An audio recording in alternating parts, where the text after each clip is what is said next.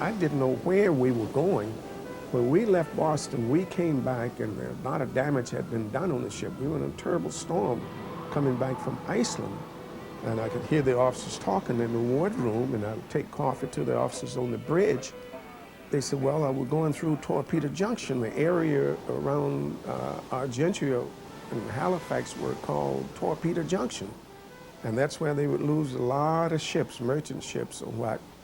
They were on zigzag courses and radio silence and things like that. It was really, really storming, the sleet and the snow. And I could hear him. I heard the executive officer say, this is going to be a rough one.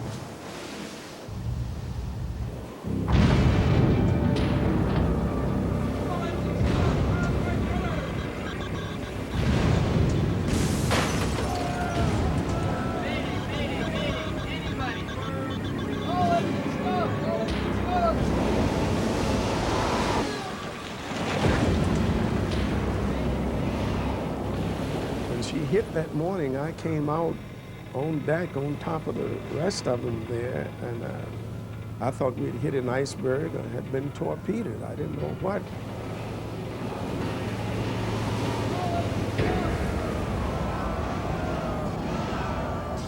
They turned the light on, the searchlight, and when they shine it around, I saw those cliffs. I said, oh my God, you know, what has happened here?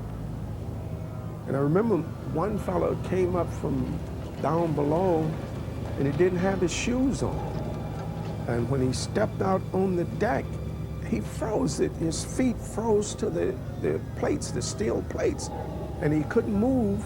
And some of the fellows grabbed him and tried to pull him, you know, off or what. And it just left the soles of his feet on the deck. It just pulled all the soles of skin off his bottom of his feet. The sleet and rain would hit you, and every time a wave come, it would wash them over. A few times I almost got washed over, but I was holding on for dear life. You could see the wave coming, it looked like it come in threes, you know. And you just hold on. Everybody was wet, and ice was forming all over the body, and it would wash somebody over every time, and you would look at them, looked like little rats in the water. The water was all black then from the oil. And to see them just being bashed against the rocks, there was rocks all around. And the waves would just get them and bash them. You could see body parts flying off and things. It was terrible. I knew I'd die if I stayed on board ship. I remember looked up at that cliff and said, man, how am I going to get up this cliff? And they said Bergeron had gone up. Here was a situation where a young sailor had scaled the cliffs of Chambers Cove, found his way about 1.5 miles to the one light that was in existence in the area, and that was on the tipple, as they call it, of the mine shaft. And he saw that light, and he was directed there by that light, and he found those people.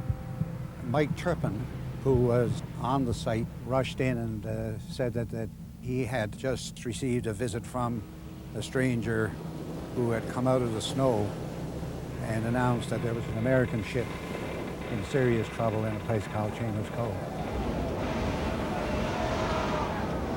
Within a matter of half an hour or more, I guess, they had the mine shut down.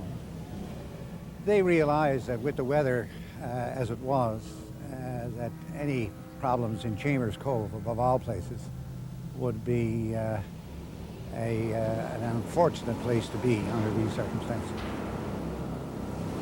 There was no mining that day, and all men went to Chamber Cove. What a frightful sight it must have been, because they told me afterwards, some of the men told me, like even my brother told me, it was just comparable to a beehive, with hundreds of bees clinging to the hive.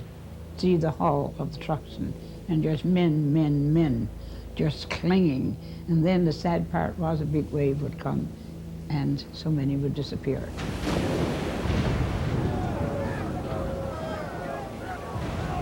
When I decided to leave the ship, I knew that the Truxtun was breaking up, and I was near freezing then.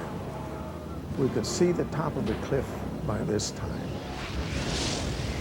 and we could see a fence-like. I say, I'm going. And over the side I went, and it was about 4 or 5 sailors on the boat, and they pulled me on board. And away we went to shore. The raft capsized just before we got there, but we did make it ashore.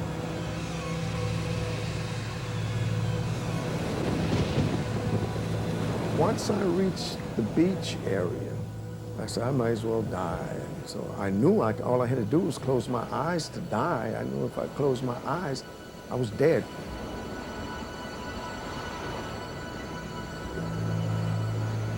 And as I was lying down, I got down on the ground there, I heard this voice say, get him up, don't let him lay there.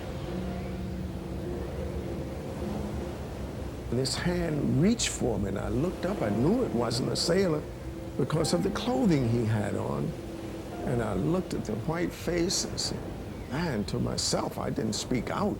I said nothing. I said, here's somebody that wants to help me. And I thought about George. I said, that was the Ku Klux Klan. They said, let the nigger die. And probably would have stomped me in the face or neck to help me hurry and die. And when he pulled me up, I looked him in the face, but I didn't say anything. I just looked him in the face. And I said to myself, this is it. And it was like giving me a shot in the arm. And that was the beginning of the change.